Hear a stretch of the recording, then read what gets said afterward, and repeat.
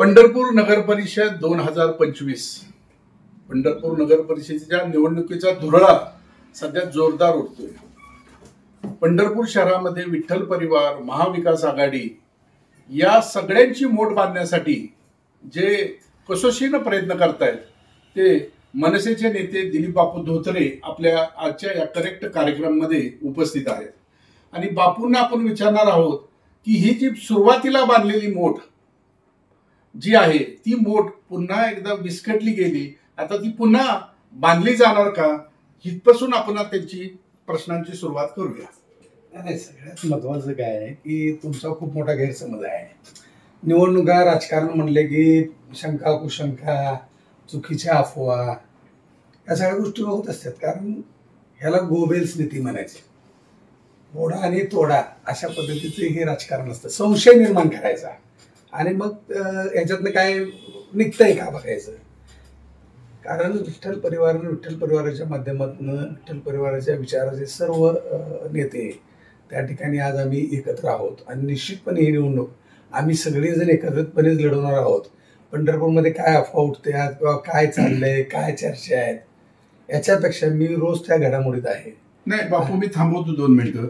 एकीकडे तुम्ही आपण आत्मविश्वास व्यक्त करत असताना तो कृतीत कुठे दिसत नाही। मध्यंतरी भगीरथ दादांनी एकट्यानेच मुलाखती घेतल्या, दुसरीकडे अनिल दादा सावंत यांनी मुलाखती घेतल्या। नाही, एक याच्यामध्ये मुलाखतीचाही विषय असा झाला की त्या दिवशी भगीरथ दादांनी नाही तर भगीरथ दादा, मी स्वतः, राष्ट्रवादी जिल्हाध्यक्ष वसंतनाना देशमुख, कल्याणराव काळेसाहेब चेअरमन साहेब, तीर्थक्षेत्र विकास आघाडीचे अध्यक्ष सुधीर धुमाळ, आम्ही सगळेजण त्या ठिकाणी मुलाखती घेत होतो। त्या दिवशी असा विषय झाला होता की भैरवनाथ शुगर चे चेअरमन अनिल दादा सावंत साहेबांच्या कारखान्यावर खूप मोठा घोटाळा झाला होता आणि तो खूप मोठा घोटाळा झाला होता। त्यांच्याशिवाय तिथं ते शक्य नव्हतं, त्यामुळं त्यांना त्या दिवशी कारखान्यावर जावं लागलं आणि त्याच्यानंतर मंगळवेढ्याच्या त्यांच्या काही लोकांच्या मुलाखती होत्या आणि त्यामुळं त्यांना तिकडे मंगळवेढ्याला जावं लागलं। आम्ही ते एक कोऑर्डिनेशनमध्ये होतो। दुसरा विषय राहिला की आमदार अमित पाटील साहेबांच्या जे पी आहेत तेजस म्हणून, त्यांच्या वडिलाचं त्या दिवशी निधन झालं होतं आणि निधन झाल्यामुळे त्यांना त्या ठिकाणी जावं लागलं आणि त्या दिवशी कॅबिनेटची बैठक होती मंत्रिमंडळाची आणि अमित आबा एका कमिटीचे सदस्य असल्यामुळं त्यांना दुसऱ्या दिवशी त्या ठिकाणी मुंबईला जावं लागलं। ठीक आहे, त्या दिवशी आबा जरी नसले तरी त्याच्यानंतर दुसऱ्या दिवशी भैरवनाथ शुगरचे चेअरमन अनिल दादा सावंत यांनी पंढरपुरात स्वतंत्र मुलाखती घेतली। नाही, ते काय म्हणताय की मुलाखती त्यांनी स्वतंत्र घेतलेल्या नाही तर जागा बदलली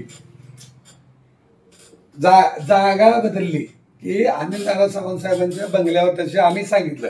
कारण मी स्वतः त्या दिवशी मुंबईला गेलो होतो, अभित आबा मुंबईला होते, महेश साठे मुंबईला होते, सगळ्यांचीच आपापल्या ह्याच्याकडे आमची कामं होती।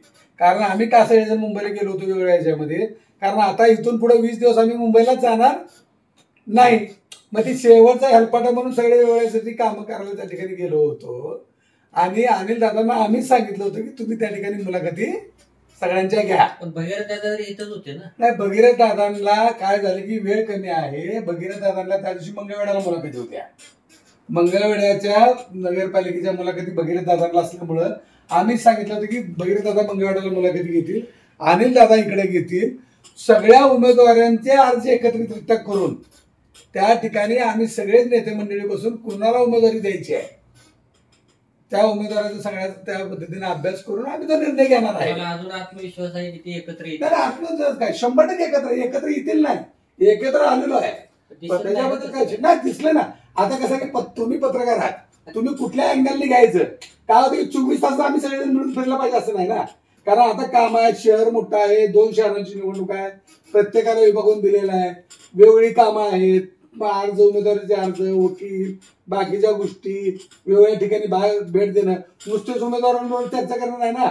वेगवेगळ्या सामाजिक संस्थांचे अध्यक्ष आहेत, वेगवेगळ्या सामाजिक संघटना आहेत, वेगवेगळे बचत गट आहेत, ते लोक जरी निवडणुकीला उभारत नसतील तर त्या भागात जाऊन आम्हाला त्यांना भेटणं गरजेचं आहे ना। कारण उमेदवार म्हणून लोक उभारणार आहेत पण मतदारांना देखील त्या ठिकाणी भेटणं, मग आम्ही वेगवेगळे भाग देखील त्या ठिकाणी वाटून घेतलेले आहेत। काँग्रेस पक्षाचे निरीक्षक आले होते, त्यांनी पण स्वतंत्र मिटिंग घेतली कार्यकर्त्यांची, काही जागांची मागणी केली।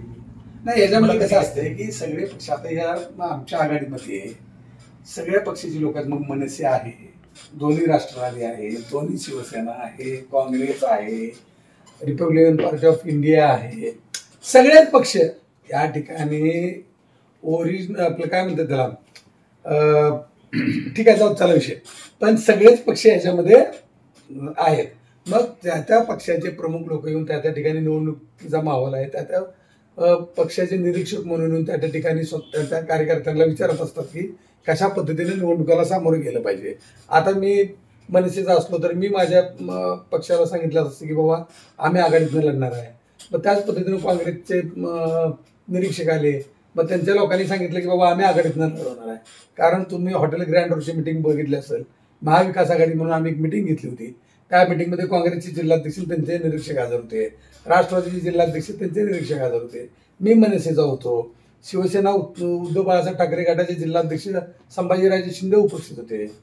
म्हणजे आम्ही सगळी लोक आता एकत्र सगळी एकत्रच आहेत, पण जागा वाटपात तुमचं एकमत होईल. आता सगळ्या गटांना त्याच्यामध्ये जागा वाटप गट वगैरे असं नाही. या ठिकाणी पंढरपूर शहराचा विकास ज्यांना ज्यांना होऊ असा वाटतो ते सगळे घटक यामध्ये सहभागी होणार आहेत. कारण दक्षिण विकास असलेल्या पंढरपूरची अवस्था काय आहे आज मी तुम्हाला सांगण्यापेक्षा ती तुम्हालाही माहीत आहे. तुम्ही वेळोवेळी तुमच्या म्हणजे प्रसारमाध्यमांच्या माध्यमातून जनतेसमोर आणलेला आहे. पंढरपूर शहराच्या लोकांना माहीत आहे. त्यामुळे ही सगळी लोक आमच्याबरोबर आहेत. त्यामुळं उमेदवार कोण असावा तो जो जिंकून येईल, जो समाजासाठी वेळ देईल, जो त्या ठिकाणी त्या प्रभागाचं काम करेल, जो 24 तास जनतेत आहे, अशा लोकांना उमेदवार येणार आहे. त्यामुळे ह्याच्या गटाचं त्याच्या गटाचं असं काय नाही. 36च्या 36 उमेदवार नगराध्यक्ष आमच्या एकाच गटाचा विठ्ठल परिवाराचा. नागेश काका भोसले यांच्या संदर्भात काय आपल्या लेवलला काय नागेश काका भोसले यांच्या संदर्भात देखील चर्चा चालू आहे. आणि नागेश काका भोसले माझे चांगले मित्र आहेत, भावासारखे संबंध आहेत. विठ्ठल परिवारातल्या सगळ्याच नेत्यांशी त्यांचे चांगले संबंध आहेत.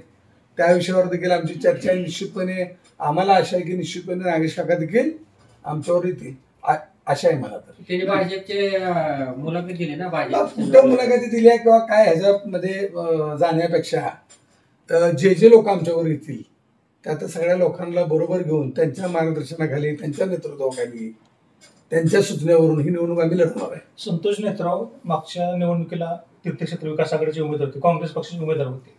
यावेळेला ते स्वतंत्र लढतील असं चर्चा आहे. बघा, या निवडणूक लढवणं, इच्छा व्यक्त करणं, उभारणं हा काही चुकीचं नाही.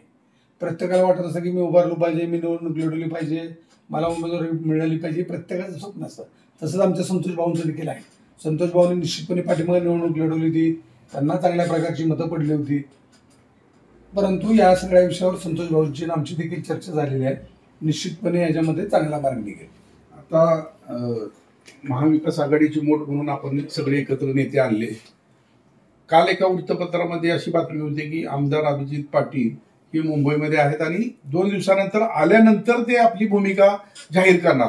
यापूर्वी वृत्तपत्रांनी काय बातमी छापली असेल, त्याच वृत्तपत्रांनी 4 दिवसापूर्वी हे सगळे आम्ही एकत्र आलोय अशी देखील बातमी छापली आहे. बरोबर, असे देखील फोटो छापलेले आहेत. मग ती मिटिंग काय नुसती जेवणाची होती का निवडणुकीची होती ती त्या वृत्तपत्रालाही माहित आहे.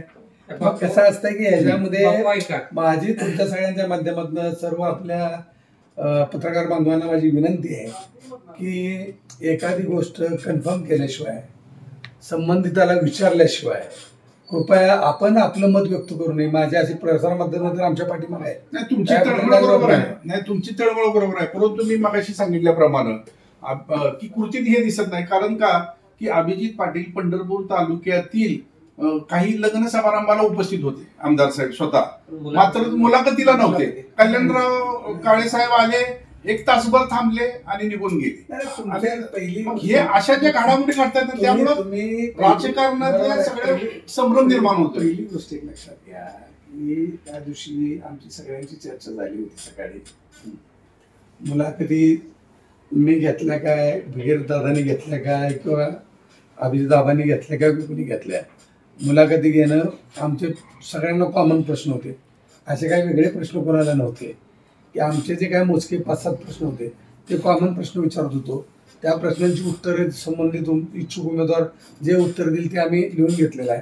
आणि त्याच्यानंतर रात्री किंवा दुसऱ्या दिवशी सकाळी जे जे त्या ठिकाणी उपस्थित नव्हते आपापल्या कामांमुळे त्या ठिकाणी त्या सगळ्या प्रश्नाची उत्तराची त्या ठिकाणी उकल झाले, कोण काय म्हणले काय नाही ते सगळ्यांचं आता हे चर्चा झालेली आहे. जसं तुम्ही सुरुवातीला ग्रँड हॉटेलमध्ये एकत्रित आला होता तसं चित्र नागेश काकासह केव्हा दिसेल जनतेला? तेव्हा दिसेल का आज उद्या दिसेल. आम्ही काय आहे की आम्ही आमच्या कामानिमित्त बाहेर गेलो होतो. मी आज सकाळी पहाटेच आलोय. आल्यानंतर सगळे आम्ही एकत्र आलोय. आज सकाळपासून भगीरथ आहे, अभिजित आबा तिकडून मुंबईत तसं प्रेस घेऊन केव्हा जाहीर मी होईल आता की भेटलो. यांची उमेदवारी नगराध्यक्ष पदासाठी आहे, हे अशा पद्धतीचं केव्हा जाहीर होईल? माझ्या मते उद्या किंवा परवा दिवशी जाहीर करू. तुम्ही जसं आत्मविश्वासानं बोलताय तसं अभिजित पाटील स्पष्ट काही सांगत नाही की बाबा मी आल्यानंतर मी सांगतो. म्हणतो तुम्हाला सगळं सांगितलं पाहिजे कशासाठी. अहो राजकारण आहे. आम्ही सगळेच प्रत्येकाची वापर करू. तुम्ही एकत्र आलाय, हो. एकत्र आहोत हेच म्हणत अहो, नाही. एकत्र आहोत तर त्यांनी मला जर सांगा की जी लोक एकमेकांना बोलतच नव्हती ती लोक जर एकत्र येऊन बसत असतील, चर्चा करत असतील, तुम्ही फोटो छापत असाल, सत्कार होत असतील, एकमेकांच्या सगळ्या गोष्टी होत असतील, तुम्हाला आम्ही सगळ्याच बातम्या सांगायच्या का? आता मला त्यांच्याकडचं सांगा, बापू, त्यांनी त्यांचा उमेदवार कोण आहे सांगावं. बरोबर आहे, आता आम्ही जसं आमचा उमेदवार जवळजवळ जाहीर झालाय ना, बरोबर. तसं त्यांचा उमेदवार कोण आहे सांगावं, त्यांच्याबरोबर कोण आहे सांगावं, त्यांचं नक्की काय चाललंय. आम्ही हे तुम्हाला विचारलं का की कसं आहे की तुमचं काय झालं की भानगड काय आम्हाला काय गोपनीय गोष्टी ठेवू दे ना. पत्रकार हे काय स्वतःच्या मनातलं सांगत नाही. त्यांना जे काही पडद्यापाशी घटना घडामोडी समजतात हम्म. त्या घटना घडामोडीवरून नाही, मी हे म्हणतो सगळं तुम्हाला समोर चुकीचं येतंय. घटना समजतात. तुम्हाला आम्ही काय सगळ्यात खऱ्या घटना सांगितलं पण असं काय नाही, नाही. बापू, आता एक चर्चा आहे राजकीय वर्तुळात पंढरपूरच्या की आमदार अभिजित आबा पाटील यांना सत्ताधारी पक्षाकडून दबाव तंत्र केला जातोय आणि तुम्ही यांच्यासोबत न राहता एक तिसरी आघाडी करा, अशी अशा चर्चा- पद्धतीची चर्चा सुरू झालेली आहे. आणि त्याला कसं पूरक वाटतंय की अभिजित आबा ह्या सगळ्या प्रक्रियेपासून दूर आहे. नाही नाही तुमचं चुकीचं आहे. अभिदाबाचं माझं कायम बोलणं होत आहे. हम्म. काल मी आणि अभिदाबा एकत्र होतो, काल सकाळी एकत्र होतो, काल संध्याकाळी एकत्र होतो, परवा दिवशी एकत्र होतो. आज सकाळपासून माझे फोन आमचे दोघांचं एकमेकांचं कन्व्हर्सेशन झालं आहे. आता ते अर्धा एक तासात माझ्यापाशी पुसतील. ते सकाळी त्यांच्या कामानिमित्त बारामतीत होते, ते बारामतीतनं आता निघतील, ते येतील. आमचं एकमेकांचं संभाषण चालू आहे. भगीरथ दादा स्वतः प्रत्येक वार्डात फिरत आहेत, चेअरमन साहेब बैठका घेत आहेत, अनिल दादा सावंत बैठका घेत आहेत. आता अनेक नगरसेवक माझ्या ऑफिसमध्ये सगळ्याच वेगवेगळ्या संपर्कातले नगरसेवक देखील आता माझ्या ऑफिसमध्ये बसलेले आहेत. तुमच्यापाशी जे नगरसेवक आता येऊन जे बसतात तेच सांगतात की आमची तिसऱ्या आघाडीची तयारी होत आलेली आहे आणि ती मी काय म्हणतो की ह्याच्यामध्ये आम्हाला आमच्या काही गोष्टी ठरलेल्या असतील ना, थोडीच आम्ही तुम्हाला सगळ्या गोष्टी सांगणार आहे. जर तुम्हाला बरं वाटत असेल तिसरी आघाडी व्हावी, चौथी, पाचवी, तर तुमच्या म्हणण्याप्रमाणे 7 आघाड्या होणार आहेत. मी तुम्हाला या ठिकाणी ठामपणे विश्वास देतो की यावेळेस पंढरपूर शहरामध्ये बदल हा निश्चित होणार आहे. पंढरपूर शहराचा प्रचंड मोठ्या प्रमाणात विकास झाला आहे. दक्षिण काशीत आपल्या लोक पूर्ण जगातनं, देशातनं, राज्यातनं या ठिकाणी लोक येतात, परंतु जाताना या ठिकाणी आपल्यालाच काही लोक शिवाय देऊन जातात. आणि लोकं काय त्यांच्याकडे काय, यांना काय धूळ दिसते का नाही, यांना खड्डे दिसतात का नाही, इथल्या ड्रेनेजचा वास येतो हे कळतं का नाही. आणि मग जर हे वारंवार सगळ्यांना तुम्ही आला ना, तुम्ही पंढरपूरचे नागरिक आहेत, आपल्याला नावं ठेवून लोक जात आहेत आणि ते सगळे जनतेच्या लक्षात आले. म्हणून यावेळेस या शहरात बदल करण्यासाठी, याचा विकास करण्यासाठी सगळी एक वज्रमूठ आहे आणि ती वज्रमूठ कसल्याही परिस्थितीत तुटणार नाही याची मला खात्री आहे. कारण या पंढरपूर शहराचा विकास ज्यांना ज्यांना वाटतंय की विकास झाला पाहिजे ती सगळी लोक आमच्यावर आहेत. वा, आपण पाहिलं की हे दिलीप बापू नेते, मनसेचे नेते, आणि आम्ही अनेक वेळा वेगवेगळ्या पद्धतीनं गुगली टाकली, परंतु बापू मात्र त्यांच्या आत्मविश्वासासाठी ठाम आहेत की महाविकास आघाडी एकत्रित येईल आणि विठ्ठल परिवार एकत्रित येईल आणि त्या माध्यमातूनच आम्ही प्रतिस्पर्ध्यांशी 2 हात करू आणि ही निवडणूक जिंकू, असा आत्मविश्वास बापूंनी या करेक्ट कार्यक्रमामध्ये ती केलेला आहे. आणि पाहूया पुढं काय घडतंय. त्यांना विश्वास आहे की 2 दिवसामध्ये ते त्यांच्या नगराध्यक्ष पदाचा उमेदवार आणि नगरसेवकांचे उमेदवार घेऊन पुढे येतील. धन्यवाद.